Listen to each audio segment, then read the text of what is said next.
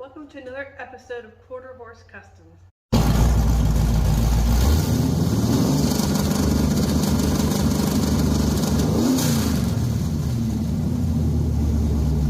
Now I'm going to be taking over for my husband Kyle today because he has to work and everything. But I'm going to be putting some valve cover gaskets, valve covers on, distributor in, showing you how to get the top dead center and what to look for, and let's see how she looks. The first thing I like to do is wipe the valve covers gaskets down. Like if you reuse them, if they're new, I wouldn't worry about it too much, but these are reusable ones, so I just wipe them down, give them a good old wipe down. It'll tell you which way needs to come up. It'll say cover side, so you obviously that goes up. Then I wipe the surface down for the valve cover gasket on the heads. I'll go ahead and set that on there. These valve covers actually came off of one of my engines. I bought a car about 2 years ago and it was supposed to be built. At the time we were just getting into the Fox bodies and we didn't know too much about, how they're supposed to sound and, not blow black smoke out of the exhaust.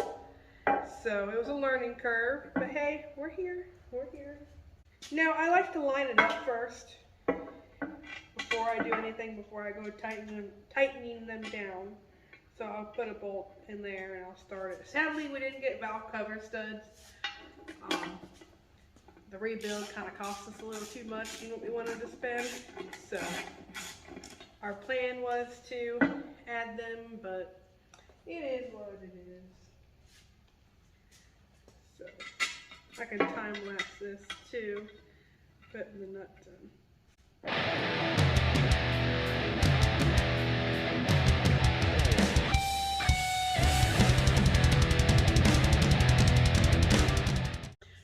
Originally, when we were building this motor, we were gonna just use heads and stuff we had manually on, but I think he told you the story about everything, how it was basically just cheaper to buy new heads than it was to resurface and resurface and resurface. And we had these valve covers already laying around, and so we're just like, you know what? I think it'll suit the car really good to have these on here. I'm just snugging up these valve covers right now, and then I'll go around and I'll tighten them to however tight I want them. Once again, I wiped the gaskets off because these ones came off this motor. It only took us 9 months to build this motor. Ironically enough, we built it while my daughter was a newborn. So he rolled the car into the garage when she was about a week old. Motor and everything was done by she was 6 months old. We were just waiting on parts for the car and welding, and that takes time and lots of it. I'm gonna wipe off the head surface one more time.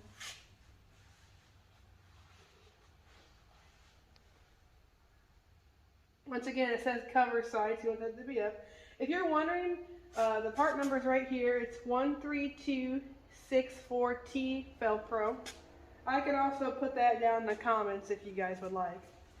I'm gonna wipe the underside of the valve cover because, well, they've been sitting on the bench over there for about 2 weeks. So.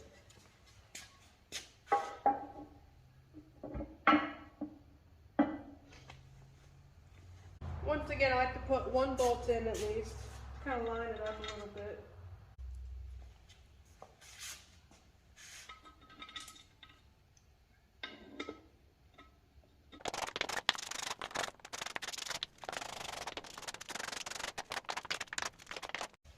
Alright, next thing I'm going to do is show you how to get the top dead center. Now I'm already at top dead center, so I'm not going to spin it over at all because I don't want to have to do it again really. But basically, your harmonic balancer is going to have a bunch of notches on the side of it. Ours will have TDC marked already. Then it'll have like 10 degrees before top dead center and 10 degrees after top dead center. So you have to kind of watch a little bit. We have ours marked with a Sharpie. So we had already spun it over and got the top dead center. Another way to tell is you put your finger in number 1 spark plug hole and then you just keep turning it until it pushes the compression out. It'll blow your finger off if you got decent compression. So that's another way to tell. Ours is already there, so I'm not going to mess with it. Now, pull your rags out if you got any rags shoved in there. So we're going to put the distributor in. So it's going to be a little difficult because on these aftermarket ones that don't have number 1 marked. So we had already got ours marked, so that's where we want it to be. It's just wherever you want it to sit in your engine. We like the cord, I believe, facing this way because it'll run down through here and it'll plug in. So we want ours to be facing this way a little bit. So we already have ours marked. So this right here is the Speedmaster distributor.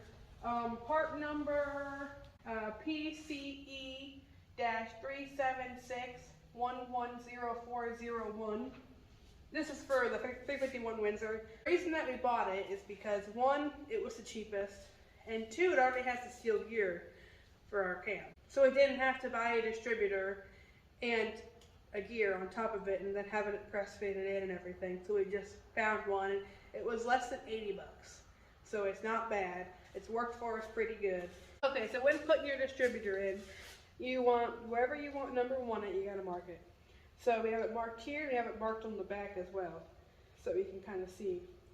You'll take your cap off, and then you keep it tight.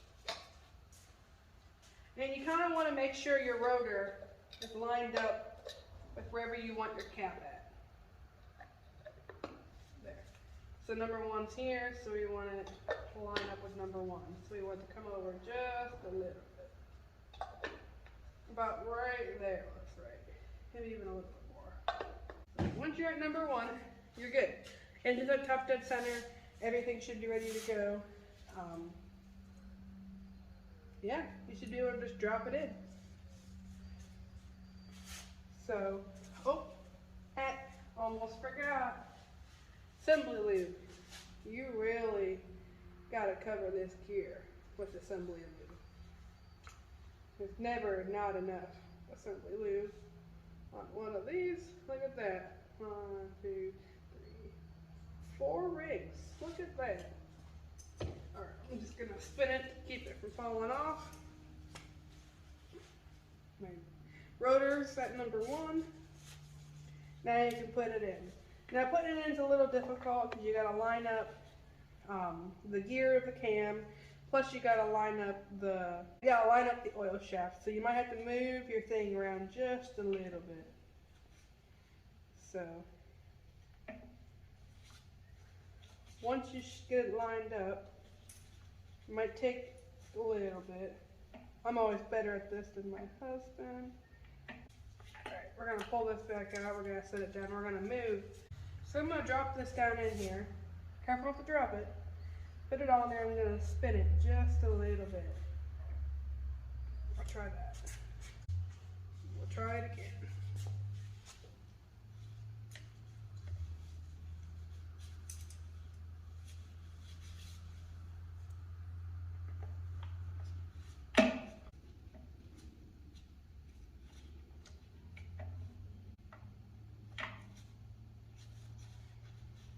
Perfect.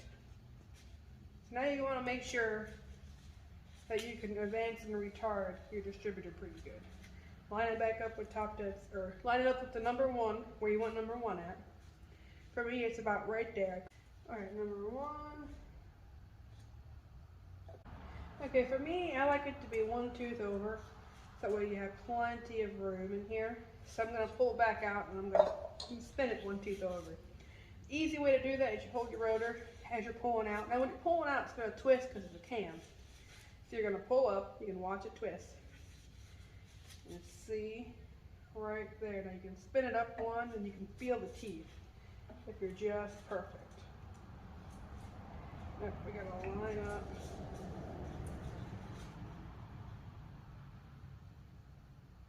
One tooth, we'll go back the other way for this tooth. Let's see if that's where we want her. That might be perfect. That way we have plenty of room to advance and retard our distributor. I'm going to put my distributor hold down on. It's just this little thing. Alright, you don't want to put it on too tight to where you can't move it. We don't want to put it on too loose to where it'll move, you know, if you're bumping or moving the engine around. So I'm just going to tighten it down just a little bit. Right there. That way I can still move it back and forth ever so slightly. I'm going to run this down through right here. Then we hook it up down here out of the way of the pulleys and stuff. Fun fact, did you know that it took us almost 2.5 months to find these brackets and stuff because we couldn't find anything? And why would you have these beautiful heads that say AFR if you're going to hide them with factory brackets? That was our thinking, at least. Alright, next thing I'm going to do to help my husband out a little bit is I'm going to put the oil PSI gauges in here. Remember, if you have a Fox body, you put your extension on right here. That's for your factory PSI gauge in the car. If you want to know how to put your factory oil pressure gauge and an aftermarket oil pressure gauge, let me know in the comments. I can show you what we did. I did it on my Muskrat over here. So number one, I'm going to take this one out, this plug right here. Next thing I'm going to do is I'm going to clean the threads up a little bit from where we had thread tape on there. And I'll put some thread tape on there. Remember, when putting this on, you want to go with the threads, so that way when you are putting it in the car, you're not going to loosen everything. Alright, I'm going to pull this out real quick and hopefully get this started. Look at that, perfect. I'm just going to tighten it up till it's nice and snug. That should be pretty tight for right now. So, but anyway, thanks for watching. Let me know in the comments if you want to know anything else. So yeah, thank you. I appreciate it. Alright, now this is where it's going to vary between your engine and my engine. We're running an SFI bell housing. So our mid plate for between the bell housing and engine is explosion proof. So what you guys will probably have is something that isn't in two pieces. It's something that should be like this. See, we always forget about ours until it's already in the car. So we got to modify ours to piece together. Don't forget this guy. Probably will. Don't beat yourself up. I forget it every time. It just goes on here. But it's very important because it shims out your starter. So that way everything fits and everything lines up. There's two different ones. There's a manual and an automatic version. Depending on your application, is going to depend on which one you need. If you are manual swapping your car and you don't have a manual version, I believe Jegs and Summit has their own brand, but I'm pretty sure my Summit or Jegs one, whichever one I bought, I had to do a little bit of modifying on. It just wasn't 100%, but I mean, for the price I couldn't argue. All right, now we're going to put this big old thick thing on here. Before we put the flywheel on, we have to undo everything because I'm not cutting this one up. This guy here is just a loaner from my dad. We plan on getting a TKX eventually, but right now we're just a budget build and spending $5,000 in a transmission. Not quite in the budget of our $5,000 car. I'm going to go ahead and run in some bolts here just to kind of hold it on there. That way it's not trying to fall off while we're putting the flywheel on. Make sure you take them off before you try putting your bell housing on. We're going to have a hell of a time. This is our flywheel. It's the Speedmaster version. Again, our machinist, if you see here, he took a little bit of weight off the counterbalance to help balance the 387 rotating assembly. So the only downfall is this flywheel, unless I buy a different weight for it, is only to this engine and this crankshaft. So can't really just take it off and throw it onto the car. If I have to, I'd have to get a different weight. One good thing is though, with the removable weight, if I do end up needing a new flywheel, if I get the exact same flywheel, I should be able to take the weight off and put it on the new flywheel. We had this one machined. It was like 50 bucks. Apparently it was a little wavy from the stock clutch. 3,000 RPM clutch dumps. Broken rod bearing and number 6, and yeah, it's just recipe for disaster. That should be all good now. There is only one way this thing lines up. You gotta kind of spin it around, line up the holes. But we're gonna go ahead and get all of our ARP flywheel bolts prepped before we get over here. That way we can at least put one in to hold it in place. All right, so we have ARP flywheel bolts just because, I mean, we're spinning this thing a couple thousand RPM. We want to make sure that they're not going to break or nothing, especially with the horsepower pushing. A very important thing if you do not want an oil leak is put some thread sealant on your threads, because where it goes into the back of the crankshaft is just a hollow hole straight into the oil pan. So if you don't have thread locker on there, oil will weep around the threads and start leaking out into your clutch or around your flex plate, and then you just got an oil leak and you can't figure out where it is. So thread sealant, and then because we are using ARP, we're going to put a little bit of ARP lube just around the head.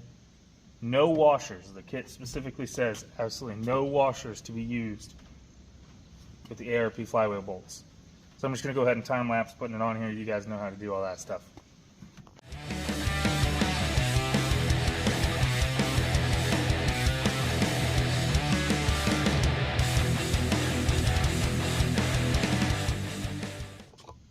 Alright, we're going to get this big heavy guy on here.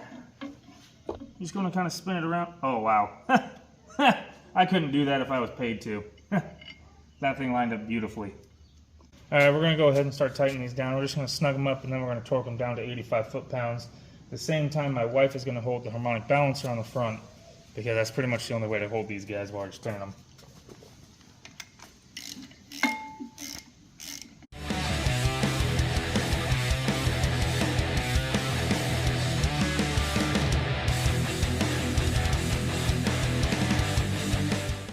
Something I like to do, you don't have to do it, but I'm just going to go around and just double check that they're all to 85. Just a little added security. So before we go and torque down our harmonic balancer, I found a dead hole not used for the clutch. You do not want to use a hole that you need for your clutch. I'm just going to shove a bolt in here. That way when I spin it, it's going to hit against either the block or your shield and stop the rotating of the crankshaft, so you can actually torquelize on that front bolt. Here we go. So the torque spec for your harmonic balancer is 70 to 90. So we're just going to go with 85 because that's what we're already set up to on the torque wrench.